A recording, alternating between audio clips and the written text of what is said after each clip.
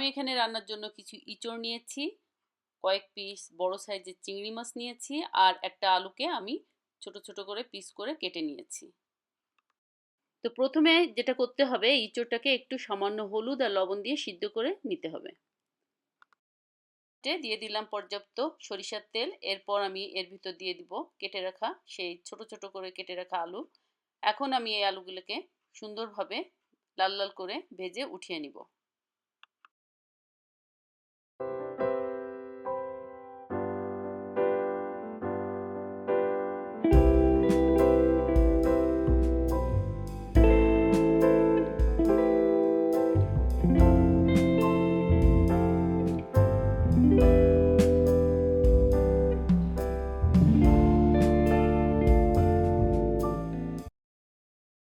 ওই একই তেলে এখন আমি ভেজে নিচ্ছি হলুদ লবণ দিয়ে মাখিয়ে রাখা চিংড়ি মাছগুলো।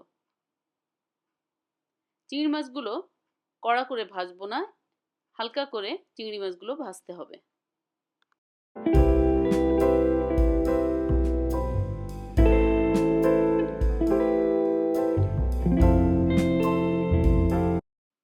এখন আমি দিয়ে দিচ্ছি হাফ চা চামচ কালো জিরা আর একটা আস্ত শুকনা মরিচ।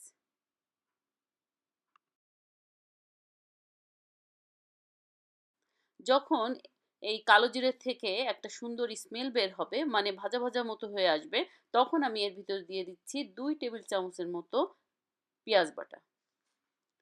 এরপর পেঁয়াজের পানিটা যখন হালকা একটু শুকিয়ে আসবে, তখন অ্যাড করব 1 চা চামচ রসুন বাটা আর হাফ চা চামচ আদা বাটা।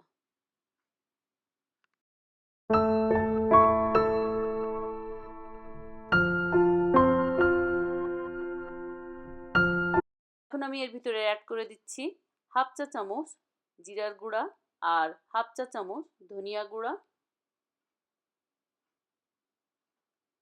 এরপর মশলাটা কষানোর জন্য আমি দিয়ে দিচ্ছি সামান্য পানি।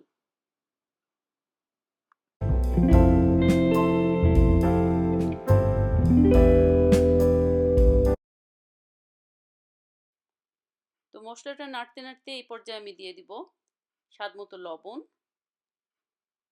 আর ফালি করে রাখা কয়েকটা কাঁচা মরিচ,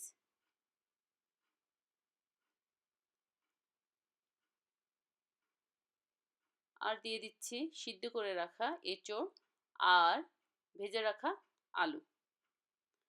তো এখন আমি এটাকে হালকা করে মশলার সাথে সুন্দরভাবে মিশিয়ে আমি ঢেকে রাখবো কয়েক মিনিটের জন্য।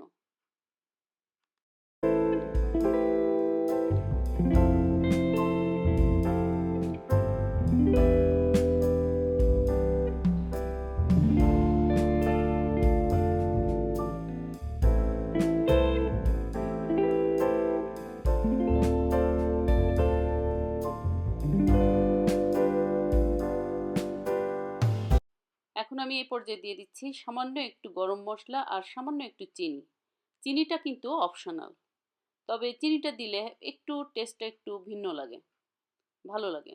যাই হোক, তো এখন আমি দিয়ে দিব পর্যাপ্ত পরিমাণে পানি। এরপর আমি দিয়ে দিব চিংড়ি মাছ ভেজে রাখা। নাড়াচাড়া করে আমি চিংড়ি মাছগুলো সব দিয়ে দিব একে একে। এরপর আমি ঢাকা দিয়ে জাল করব কয়েক মিনিট।